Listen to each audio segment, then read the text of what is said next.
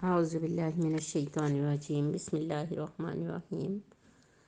رب اشرح لی صدری ویسر لی امری واحلل عقدۃ من لسانی یفقہوا قولی واجعل لی وزیرا من اہلی ہارون اخی اشدد بہ ازری واشرکہ فی امری کی نسبحک کثیرا ونذکرک کثیرا انک کنت بنا بصیرا۔ بسم اللہ الرحمن الرحیم۔ آج ہم آیت نمبر 24 کا مطالعہ کریں گے سورۃ النساء، اور یہ 5واں پارہ یہاں سے شروع ہو جاتا ہے۔ لفظی ترجمہ ذرا دیکھ لیتے ہیں پہلے۔ والمحصنات، محسن اور من النساء، عورتوں میں سے محسنات، اور حسن کہتے ہیں قلعے کو۔ تو یہاں پہ محسنات کے جو ہے نا وہ 2-3 معنی قرآن مجید کے اندر اس سے مراد موجود ہیں، مگر یہاں پر اس سے مراد وہ عورتیں ہیں جو پہلے ہی سے کسی اور کے نکاح کے قلعے میں ہوں۔ حصن کہتے ہیں قلعے کو، تو جو نکاح کے قلعے میں ہیں یعنی کسی اور کے نکاح میں ہیں تو وہ بھی حرام ہے، چونکہ اس سے پہلے حرام رشتوں کی لسٹ چل رہی ہے نا، تو وہ عورتیں بھی حرام ہیں جو کسی اور کے نکاح میں ہوں۔ الا ما ملکت ایمانکم، سوائے اس کے جو جن کے مالک ہوئے تمہارے داہنے ہاتھ۔ اور یہ مالک کیسے ہوئے کہ یہ خواتین وہ ہیں جو اس طرح سے ان کے مالک ہوئے کہ وہ جنگ میں ان کے ہاتھ آ گئیں، اور اصطلاحی معنی اس سے لونڈیاں ہیں۔ تو آج ہم اس کے بارے میں بھی پڑھیں گے۔ کتاب اللہ علیکم، یہ اللہ کا قانون ہے جو اس نے تم پر لکھ دیا ہے۔ وَحِلَّ لَكُم مَّا وَرَاءَ ذَلِكُمْ، اور حلال کر دیا گیا تمہارے لیے جو کچھ اس کے علاوہ ہے۔ أَن تَبْتَغُوا بِأَمْوَالِكُمْ، یہ کہ تم انہیں حاصل کرو اپنے مال کے ذریعے سے۔ محسنین غیر مسافحین، تم ان کو حصار نکاح میں محفوظ کرو۔ محسنین، ان کو اس حصن میں لاؤ، حصار نکاح میں محفوظ کرو۔ غیر مسافحین، نہ کہ آزاد شہوت رانی کرو۔ فما استمتعتم بہ منہن، اور جب تم ان عورتوں سے اپنا جو فائدہ اٹھا لو، جو ازدواجی زندگی کا جو لطف ہے وہ تم ان سے اٹھا لو۔ فآتوہن اجورہن فریضہ، تو ان کو ان کا مقرر کردہ اجور یا مہر کو یہاں اجور کے لفظ کے معنی میں اللہ تعالیٰ نے استعمال کیا ہے، مہر دو۔ ولا جناح علیکم، اور تمہارے اوپر کوئی گناہ نہیں ہے، فیما تواضیتم بہ من بعد الفریضہ، اس بات پر جو تم نے اس پر کسی اماؤنٹ پر راضی ہو جانے کے بعد اگر تم کوئی فیصلہ اپنا بدلو۔ ان اللہ کان علیما حکیما، بے شک اللہ تعالیٰ جاننے والا اور حکمت والا ہے۔ میری عزیز بہنوں، چونکہ یہاں پہ پیچھے یہ حرام رشتوں کی لسٹ آ رہی ہے نا، تو اور کون کون سے رشتے ہیں جن سے نکاح نہیں ہو سکتا، تو یہاں پہ اب جو بات کا آغاز ہو رہا ہے وہ ان محسنات سے ہے جو کسی دوسرے کے نکاح میں ہوں۔ تو جو پہلے سے کسی اور مرد کے نکاح میں ہے نا، تو وہ عورت باقی ہر مرد کے لیے حرام ہو جائے گی، یعنی محرم رشتوں کے لیے تو حرام ہے ہی، مگر اب وہ باقی ہر مرد کے لیے وہ عورت حرام ہو جائے گی۔ اور اس حوالے سے میں آپ کے سامنے یہ بات رکھنا چاہتی ہوں کہ ہمارے آج کے معاشرے میں، اور جو اس وقت آپ دیکھیں کہ جو میں یہ سوچی تھی کہ اس وقت دنیا کے اوپر حالات ایسے ہیں کہ آخری جیسے معرکے کی تیاریاں نا قریب تر ہیں، تو اقصیٰ کا معرکہ، مسجد اقصیٰ کا معرکہ، حماس اور غزہ اور فلسطین، یہ سارے نام اس وقت ہماری زبانوں پر ہے۔ وہ کیا جنگ ہے، وہ کیا جنگ ہے دراصل یہاں سے، جہاں سے اب اس نے ٹرن لینا ہے دوبارہ سے اس لیے کہ دنیا پہ جو غالب تہذیب ہے وہ شیطان کی تہذیب ہے، اور شیطان نے سب سے زیادہ قدغن اللہ کے اتارے ہوئے دین پہ لگائی، اور بالکل اس کے اپوزٹ انسانوں کو چلایا۔ چنانچہ یہ جو حرام رشتے اللہ تعالیٰ نے جو لسٹ بتائی ہے ان میں محسنات کو اگر آپ دیکھیں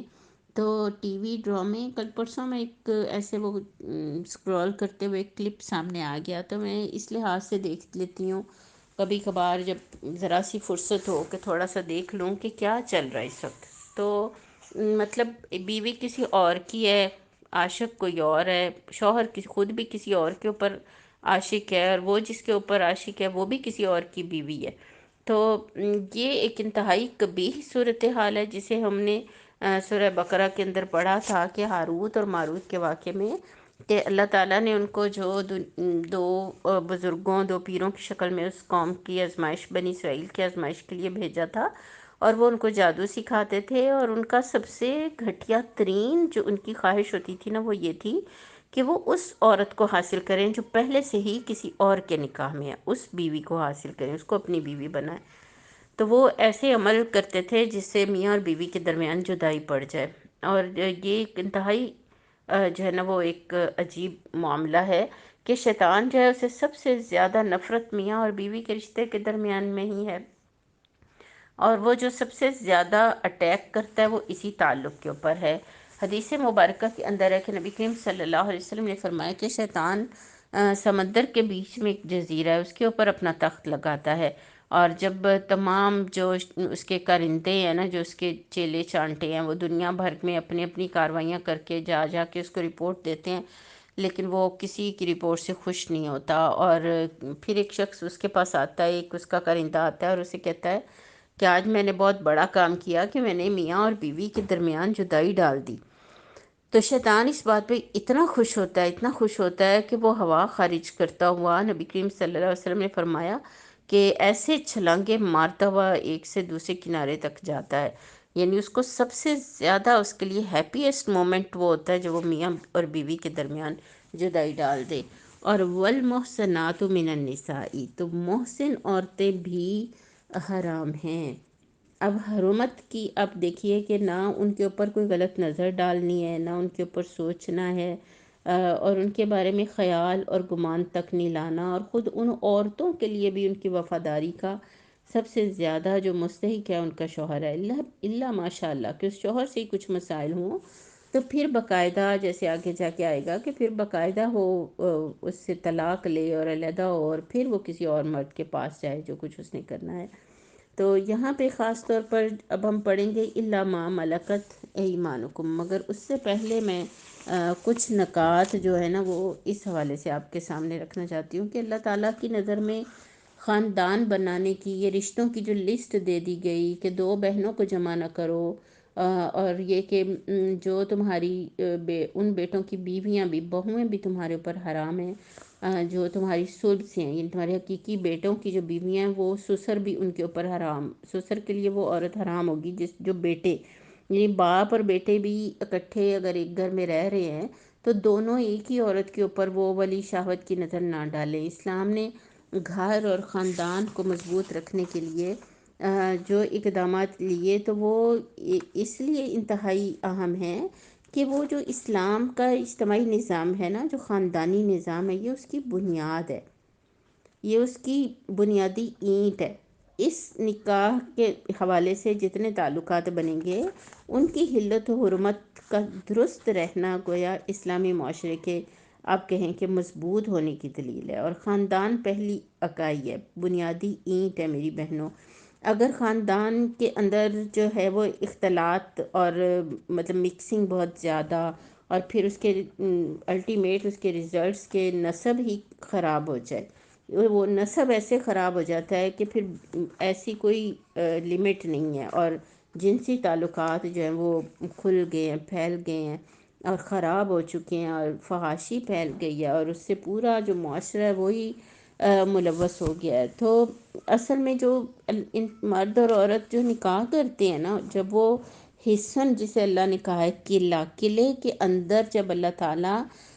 ایک عورت کو لے آتے ہیں تو وہ مرد کے اس معاہدے، اس عقد کے حصار میں آ جاتی ہے، اس معاہدے اور اس عقد کے نثار میں آ کر محفوظ اور مامون ہو جاتی ہے۔ یہ وہ مکمل ترین نظام ہوتا ہے میری عزیز بہنوں، جو انسانی فطرت اور انسان کی حقیقی ضروریات کے لیے نہایت ضروری ہے۔ اور یعنی اصل بات یہ ہے کہ انسانی زندگی جو ہے نا وہ بس ایک میاں اور بیوی کا جو تعلق ہے وہ بس کچھ سیکشول ایکٹیویٹی نہیں ہے کہ اللہ تعالیٰ اس سے کچھ بس مقاصد اس طرح سے حاصل کرنا چاہتے ہیں، بلکہ دراصل میاں اور بیوی کا ملنا اور پھر بچوں کا دنیا میں آنا، اور تو اس سے ایک بہت عظیم، بہت اعلیٰ مقاصد کہ وہ نسل انسانی کی جو تربیت ہے، مضبوط شخصیتیں پروان چڑھا کر با مقصد با کردار جو ہے وہ خاندان بنانا، یہ سب سے بڑا اور بنیادی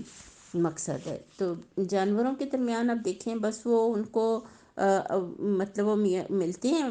میل اور فیمیل ملتے ہیں آپس میں، اور ان کا وہ جنسی مقصد جو ہے وہ پورا ہو جاتا ہے، اینڈ دیٹس آل۔ پھر میل کہاں ہے، بچہ کہاں پیدا ہوا، فیمیل نے اس بچے کو کیسے پیدا کیا، اب وہ اس کے لیے کس حد تک اللہ نے اس کے ذمہ لگایا ہے، تو وہ کس حد تک اس کی ڈیوٹی دے رہی ہے، کب وہ بچہ جو ہے وہ اب آزاد ہو گیا ہے۔ کوئی آپس میں بہن بھائی نہیں ہوتے جانوروں میں، کوئی ایسا وہ نہیں ہوتا، لیکن انسان کو اللہ نے اس سب کی قید اور اس سب کے اس کے اندر کیوں رکھا؟ تو میاں اور بیوی کے درمیان، مرد اور عورت کے درمیان جب وہ میاں بیوی بن جاتے ہیں نا، تو ایک مستقل، ایک ایسا رہنے والا جو ہمیشہ رہنے والا رشتہ ہو۔ میاں بیوی دیکھیں بن جاتے ہیں، 23-24 سال کی عمروں میں شادیاں ہو جاتی ہیں، 70-80 سال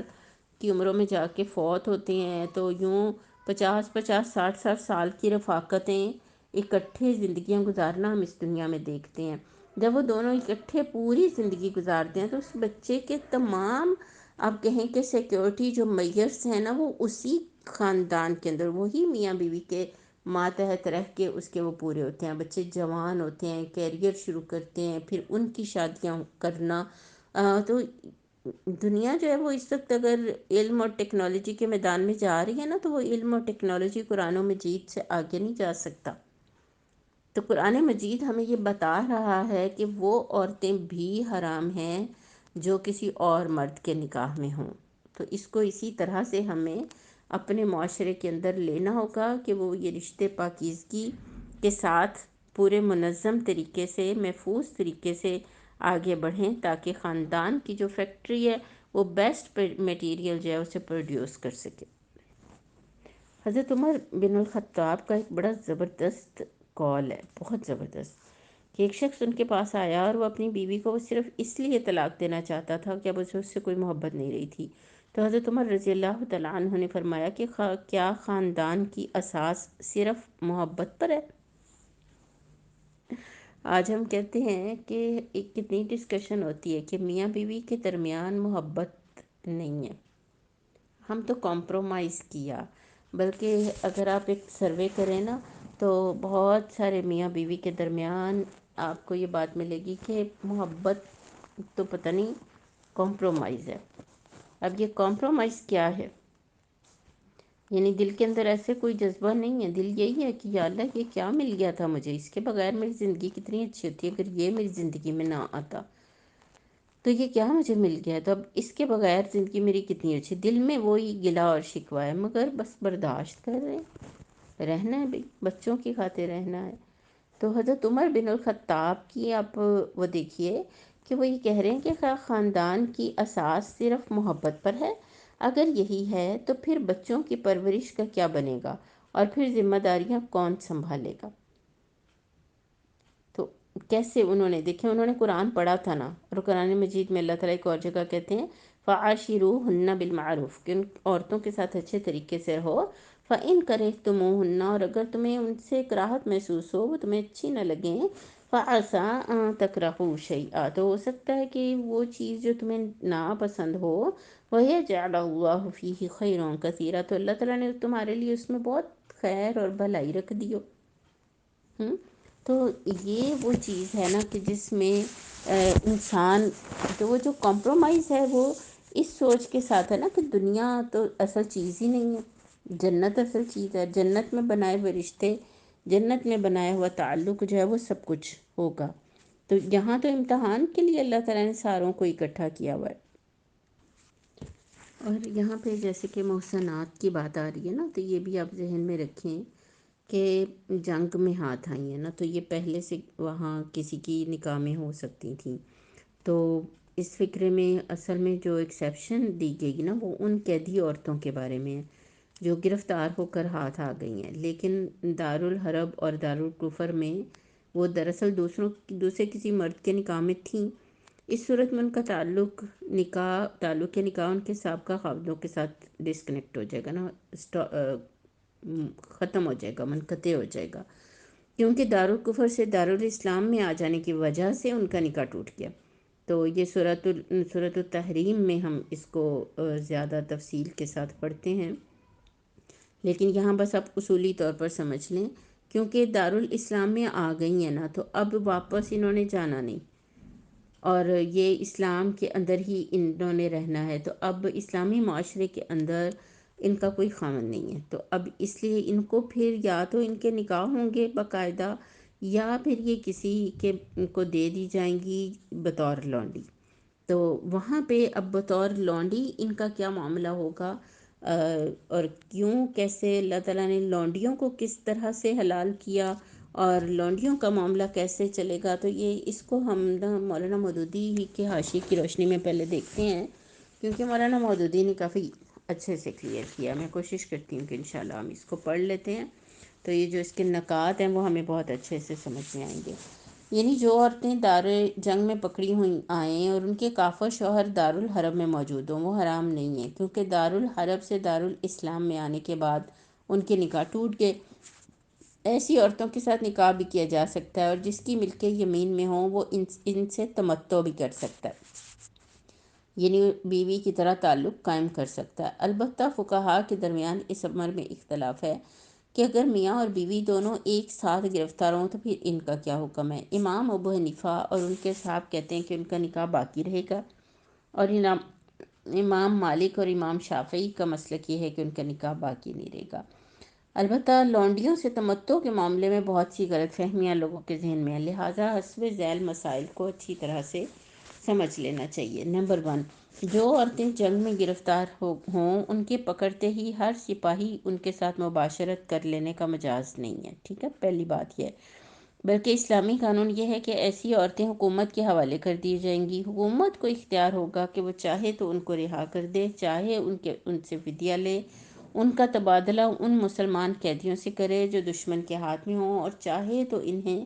سپاہیوں میں تقسیم کر دے۔ ایک سپاہی صرف اس عورت ہی سے تمتع کرنے کا مجاز ہے جو حکومت کی طرف سے باقاعدہ اس کی ملک میں دی گئی ہو۔ اچھا، اب یہ ملک میں دینا کیا ہے اور نکاح میں کیا ہے؟ نکاح کیا ہوتا ہے پہلے یہ بتائیں، نکاح کس کو کہتے ہیں؟ نکاح کس کو کہتے ہیں؟ نکاح ایسے ہوتا ہے کہ دو گواہ عورت کی طرف سے اور دو مرد کی طرف سے، اور پھر وہ ایجاب و قبول، عورت سے ان کے سامنے پوچھا جاتا ہے کہ تمہیں یہ مرد نکاح کے لیے قبول ہے، 3 دفعہ پوچھا جاتا ہے، تو وہ ہاں، اس کی آمادگی کے بعد پھر مرد سے پوچھا جاتا ہے کہ تمہیں یہ عورت اپنے نکاح میں لینا قبول ہے، تو پھر اس کی آمادگی کے بعد یہ نکاح ہو جاتا ہے۔ تو اب یہ ایکچولی نکاح کیا ہے؟ دراصل ایک معاہدہ ہے، ایک عقد ہے، ایک پھر وہ خفیہ نہیں ہے، وہ اعلان ہے، وہ گواہوں کی موجودگی میں ہو رہا ہے۔ تو یہ جو معاہدہ ہوا ہے نا، یہ نکاح ہے، ٹھیک ہے، اس کو آپ کہتے ہیں نکاح۔ اس عمل کے ہو جانے کے بعد کیا ہوتا ہے؟ عورت مرد کے اوپر حلال ہو جاتی ہے، تو وہ دونوں جو ہیں وہ میاں بیوی بن کے اب ایک دوسرے سے وہ سارے لطف حاصل کر سکتے ہیں جو اللہ نے ان کے لیے جائز قرار دے دیے ہیں۔ تو اسی طرح جب جنگ کے بعد بادشاہ کے، سپہ سالار کے، حکمران کے، جو بھی اتھارٹی ہے، اس کے ہاتھ جو قیدی آتے ہیں، جو عورتیں آتی ہیں، اعلانیہ اس کا اس کے حوالے کرنا کسی سپاہی کے بھی،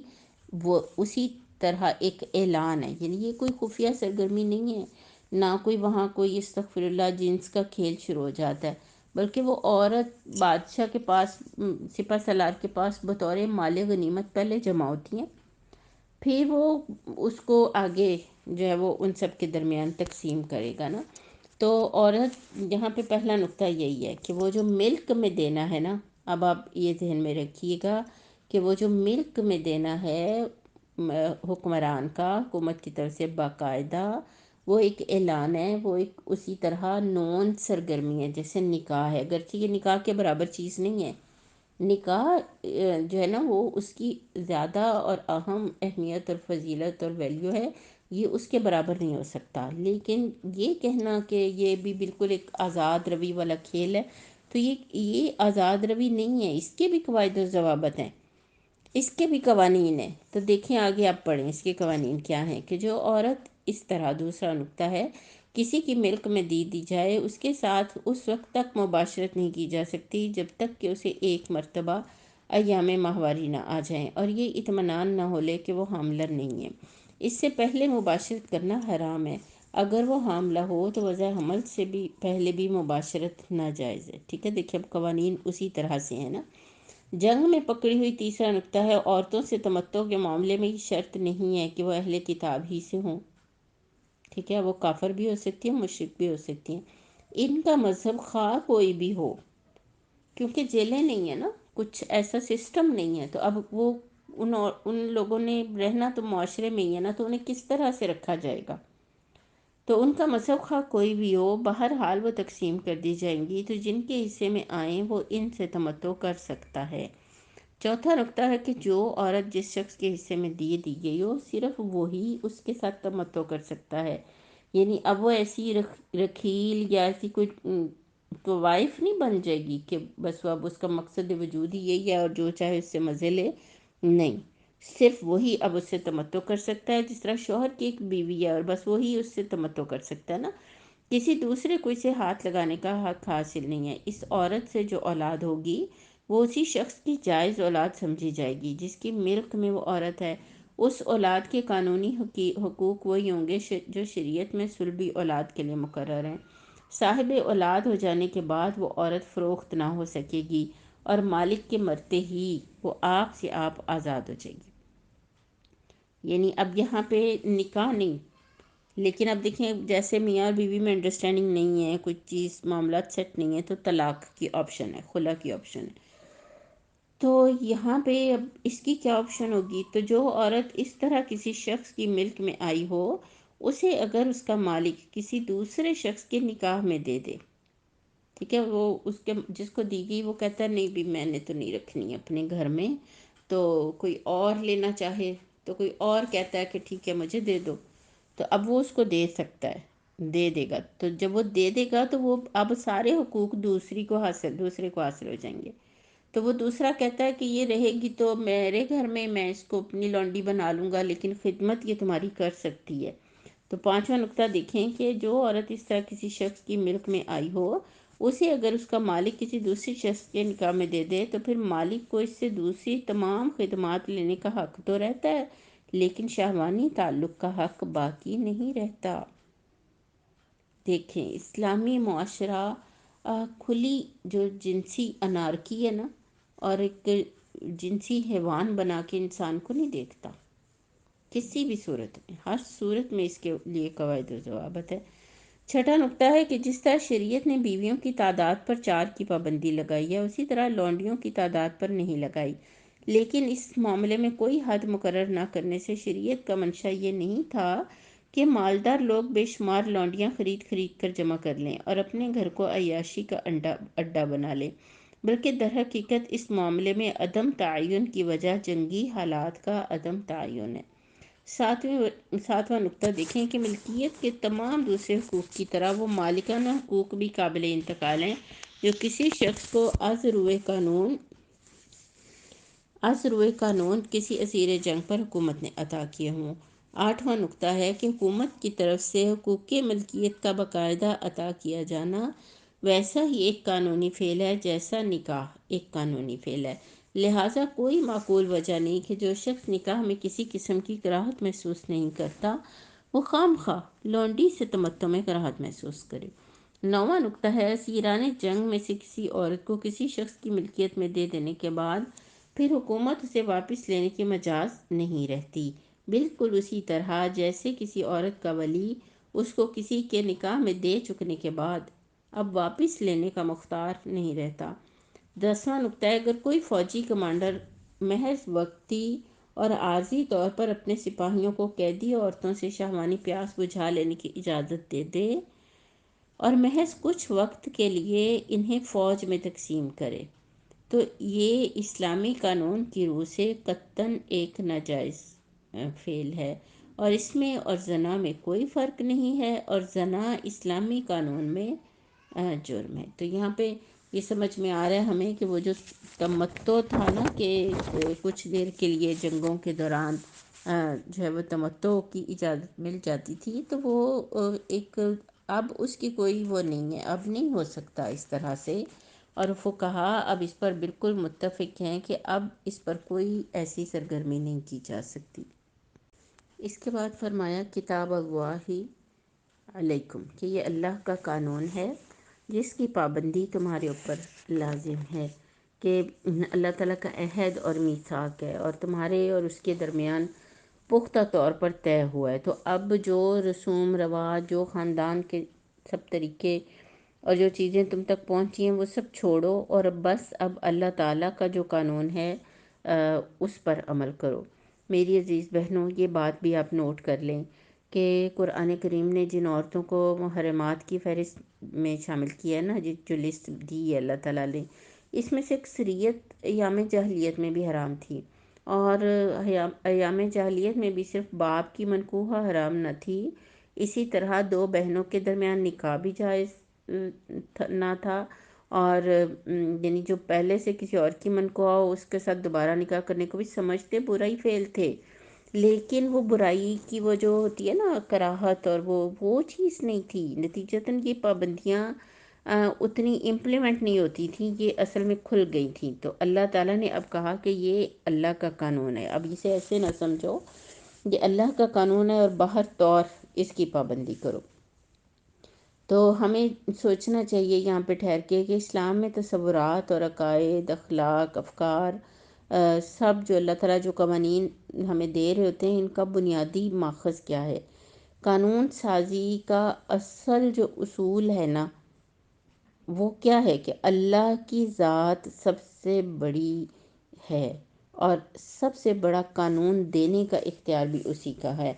چنانچہ جو سارا جو نظام زندگی دے گا وہ اسی کی بنیاد پہ قائم ہوگا۔ اس لیے جاہلیت کے جو بھی طور طریقے ہوں گے نا، اور آج بھی، یہ ہم جاہلیت کی بات کرتے ہیں اسلام کے آنے سے پہلے، اور اب آج جب کہ اسلام آ چکا ہے، اور آج بھی جو قوانین قرآن مجید سے ماخوذ نہیں ہیں، جو رسوم و رواج حدیث کے اندر ہمیں کہیں نہیں ملتے، جتنی بھی سیلیبریشنز ہو، شادی کی ہوں یا فوتگی کی ہوں، تو وہ حقیقی وہی ہیں جن کا ثبوت ہمیں قرآن و حدیث سے ملتا ہے۔ تو بس سارے یعنی کسی کے ٹھیک ہونے کے، غلط ہونے کے، درست ہونے کے جتنے بھی قوانین اور ضابطے ہوں گے نا، وہ بس قرآن مجید ہی کے ساتھ ان کو ہم رکھیں گے۔ قرآن مجید جاہلیت کو ختم کرتا ہے، جاہلیت کے سارے جو میرز تھے، ساری جو رسوم تھی، جتنے قوانین تھے، جاہلیت کو اس نے پہلے بھی ختم کیا تھا۔ اور میری عزیز بہنوں، اب اگر فتنہ دجال ظاہر ہو اور عیسیٰ علیہ السلام آ جائیں اور امام مہدی کھڑے ہو جائیں اور دنیا پہ دوبارہ اسلام کی حکومت ہونا، تو وہ جاہلیت کے ساری ویلیوز، سارے جو پیمانے ہیں، سب جو لائف اسٹائلز ہیں، سارے جو رسوم و رواج ہیں نا، وہ آج بھی ختم ہو جائیں گے، اور وہ دوبارہ آ کے اسی نظام کو امام مہدی جو ہیں وہ نافذ کریں گے حضرت عیسیٰ کے ساتھ، جو قرآن مجید ہمیں دیتا ہے۔ تو اسلامی نظام قانون میں جو مطلب بعض چیزوں کو اللہ تعالیٰ نے جو معاشرے میں معروف تھی نا، ان کو جیسے اللہ تعالیٰ نے ایک ویلیڈیٹی دے دی، ان کو ایک قانونی درجہ دے دیا، اور بعض چیزیں جو معروف نہیں تھیں اب ان کو بیان کر کے بتایا کہ وہ معروف ہیں۔ اس لیے قانونی حیثیت جو ہے نا، جو شریعت ہے اور جو شارع ہے، وہ اللہ کی طرف سے اس کے رسول صلی اللہ علیہ وسلم ہی ہیں۔ آج کے جو شرکاء ہیں نا، آج کے جو شریک ہیں، وہ کون ہے؟ وہ پارلیمنٹ ہوتی ہے، وہ قانون ساز ادارے ہوتے ہیں جو ایسا ایک قانون بناتے ہیں، اور قرآن مجید کی جو بڑی بڑی آیات اور اس کے جو بڑے بڑے قوانین ہیں، جنہیں اللہ تعالیٰ کہہ رہا ہے کہ کتاب اللہ علیکم، اللہ نے یہ سب چیزیں تمہارے لیے لکھ دی ہیں، یہ تمہارے لیے وہی اتھارٹی ہے، اور اسی نے اسے تمہارے لیے لکھ دیا ہے۔ اب تم جو قانون بناؤ گے وہ اس کے مطابق بناؤ گے، لیکن اس کو پس پش ڈال دیا جائے، تو یہ سب سے خوفناک جو وراء ذالکم ہے نا، وہ اپنے پیچھے جو قرآن مجید کو پھینکنا ہے، وہ ہماری پارلیمنٹ کے اندر یہ والا کام ہے، ہمارے ملک کے قانونی اداروں کے اندر سب سے بڑھ کر یہ سارا کام جو ہے وہ ہو رہا ہوتا ہے۔ تو اللہ تعالیٰ ہمیں توفیق دے کہ ہم ان ساری چیزوں کو بہت اچھی طرح سے سمجھ سکیں۔ اور اللہ تعالیٰ نے پھر اس کے بعد کہا، اگلی آیت پہ چلتے ہیں، اس کے بعد کہا وَأُحِلَّ لَكُم مَّا وَرَاءَ ذَلِكُمْ أَن تَبْتَغُوا بِأَمْوَالِكُم مُحْسِنِينَ غَيْرَ مُسَافِحِينَ فَمَا اسْتَمْتَعْتُم بِهِ مِنْهُنَّ أُجُورُهُنَّ فَرِيضَةً وَلَا جُنَاحَ عَلَيْكُمْ فِيمَا تَرَاضَيْتُم بِهِ مِن بَعْدِ الْفَرِيضَةِ إِنَّ اللَّهَ كَانَ عَلِيمًا حَكِيمًا۔ تو اللہ تعالیٰ نے کہا کہ اب تم جو چاہو اپنے مال کے ذریعے سے تو اس کو حصار نکاح میں لاؤ۔ مال سے مراد یہ ہے کہ پراپر طریقے سے ان کا مہر ادا کر کے ان کو تم نکاح میں لے کے آؤ، نہ کہ صرف دولت خرچ کر کے عیاشی کے راستے سوچو۔ اور آزاد محسنین غیر مسافحین کا مطلب یہ ہوگا کہ آزاد شہوت رانی کرنے کے لیے تم اور طریقے تو سوچو، لیکن جو مہر ادا کر کے تو اس کو وہ نہ لے کر آؤ، نکاح میں نہ لے کر آؤ۔ اور ایسی قانون سازی دیکھیں کی جاتی ہے جس کے اندر یہ ساری چیزیں جو ہے نا وہ اللہ کی پناہ ہے، جو پاکستان کے اندر یعنی ہم جنس پرستی تک جو ہے وہ اس سب میں جائز قرار دے دی گئی۔ میں یہاں پہ نا بخاری کی ایک کتاب النکاح میں سے نا ایک حدیث آپ کے سامنے رکھتی ہوں، تھوڑی سی لمبی ہے لیکن پڑھ لیتے ہیں اس کو تاکہ ہمارے ذہنوں میں یہ کلیئر ہو جائے کہ جو صورت اسلام ہمیں دیتا ہے نا آج، مطلب عدالتوں میں جا کے نکاح کر لینا، بھاگ کے نکاح کر لینا، ولی کی شرط ہے نہیں ہے، اس طرح کی بحثیں اٹھانا۔ اور ٹی وی تو میں آپ کو کیا بتاؤں، یہ جو ٹی وی چینل ہیں یہ تو پتہ نہیں کیا کیا بنا کے ہمارے سامنے نا کس طرح کی کنفیوژنس کریٹ کر دیتے ہیں، اور ہمارے بچے، ہماری عورتیں، اور جنہیں علم نہیں ہے، جہالت ہے، علم نہیں ہے، اور وہ جو کچھ ٹی وی ان کو پورٹری کر رہا ہوتا ہے نا جو چیزیں، وہ اسی کو لے کے چل پڑتے ہیں۔ تو چلیں یہ حدیث پڑھتے ہیں۔ حضرت عائشہ رضی اللہ تعالیٰ عنہ سے مروی ہے کہ دور جاہلیت میں نکاح کی 4 اقسام مروج تھیں۔ ایک نکاح تو وہ تھا جو آج کل دور اسلام میں مروج ہے۔ ایک شخص دوسرے شخص کی لڑکی یا اس کے زیر ولایت لڑکی کا پیغام دیتا، اس کو مہر ادا کرتا اور نکاح کر لیتا۔ دوسرا نکاح یہ ہوتا کہ جب کسی شخص کی بیوی ایام ماہواری سے پاک ہو جاتی۔ اندازہ کریں ذرا، پہلا جو ہے نا وہ کیا ہے کہ زیر ولایت لڑکی کا پیغام دیتا، اس کا مہر ادا کرتا اور نکاح کر لیتا، ٹھیک ہے، یہ وہی نکاح ہے جو آج بھی ہے جیسے اسلام نے باقی رکھا۔ اب دوسری طرح کا نکاح دیکھیں کہ جب کسی شخص کی بیوی ایام ماہواری سے پاک ہو جاتی، وہ خود اسے حکم دیتا کہ وہ فلاں شخص کے پاس پیغام دے اور اس کے ساتھ جماع کرے، وہ خود اس سے علیحدہ رہتا اور اسے چھوتا بھی نہیں، یہاں تک کہ اس کا حمل اس شخص سے واضح ہو جاتا جس سے وہ مباشرت کا مطالبہ کرتے تھے، اور جب حمل ظاہر ہو جاتا تو خاوند پھر اگر چاہتا تو اس کے ساتھ مباشرت کرتا، اور یہ حرکت وہ اس لیے کرتے تھے کہ بچے اچھے اور صحت مند پیدا ہوں۔ اور اس نکاح کو نکاح استبضاء یعنی حمل طلب کرنا کہتے تھے۔ ایک دوسری قسم یہ تھی کہ 10 سے کم افراد جمع ہوتے، وہ ایک عورت کے ہاں جاتے۔ ذرا عورت کو تصور کریں، ذرا بیچ میں تو تصور کرتی ہوں وہ عورت بیچاری جسے خود اس کا خاوند کہہ رہا ہے کہ جا اب اس مرد کے پاس جا، تو وہ کیسے یعنی اچھائی اور برائی کی سمجھ اور غیرت اور حمیت تو اس زمانے میں بھی تھی نا، تو وہ عورتیں کیسے یہ سب کرتی ہوں گی، اور ہو رہا تھا نا۔ تو دوسری قسم یہ تھی کہ 10 سے کم افراد جمع ہوتے، وہ ایک عورت کے ہاں آتے جاتے، ان میں سے ہر ایک اس کے ساتھ مباشرت کرتا، جب اس کا حمل ہو جاتا اور بچہ پیدا ہو جاتا اور کچھ راتیں گزر جاتی یعنی بچے کی پیدائش پر، تو وہ ان 10 کو بلاتی۔ اب اندازہ کریں ذرا، ایک عورت 10 مردوں کے پاس جائے تو وہ سب کو بلاتی، کسی کو اس بات کی اجازت نہ ہوتی تھی کہ وہ غیر حاضر ہو، وہ سب اس کے پاس جمع ہوتے۔ اب اندازہ کریں باہر کہ نکاح نکو کوئی نہیں، بس ایک ہے کہ جی ایک عورت ہے اور اس نے یہ 10 مرد چن لیے ہیں۔ سمجھیں ذرا معاشرے میں باہر یہ دکاندار والا، وہ فلاں چچا کا بیٹا، اور وہ فلاں قبیلے کا وہ سردار، وہ یوں چلو جی 10 جمع کر لیے۔ اب وہ 10 کے پاس جا رہی ہے نا، تو وہ ان سے کہتی کہ تم جانتے ہو کہ معاملہ ہمارے درمیان تھا، اب میرا بچہ پیدا ہوا ہے، تو اے فلاں یہ تیرا بیٹا ہے،